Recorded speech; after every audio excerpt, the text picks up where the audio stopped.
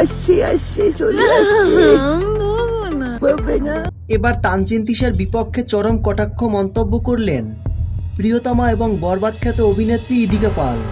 সম্প্রতি এমনই একটি ফোনালাপ ফাঁস হয় সামাজিক যোগাযোগ মাধ্যমে। তো আমার যে একটা প্রশ্ন আছে ওনার কাছে, সেটা হচ্ছে অশ্লীল কোনটা। অলরেডি একজন বড় মাপের মানুষ, ওনাকে তো আর আমার আলাদা করে কিছু বলা নেই। খুব ছোটখাটো সদ্য ইন্ডাস্ট্রিতে আসা, যেখানে তিনি তানজিন তিশাকে অশ্লীল নায়িকা বলে সম্বোধন করেছেন। আসছি চলে আসছি।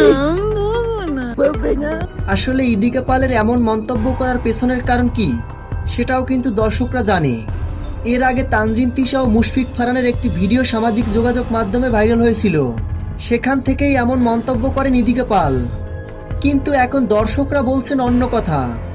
এদিকে সোলজার সিনেমায় ইদিকা পাল কাজ না করতে পেরে তিনি জ্বলে পুড়ে ছারখার, এটাই ছিল মূল কারণ। প্রিয় ভিউয়ার্স, ভিডিওটি সম্পর্কে আপনাদের কি মতামত ভিডিওর নিচে কমেন্ট করে জানিয়ে দিন।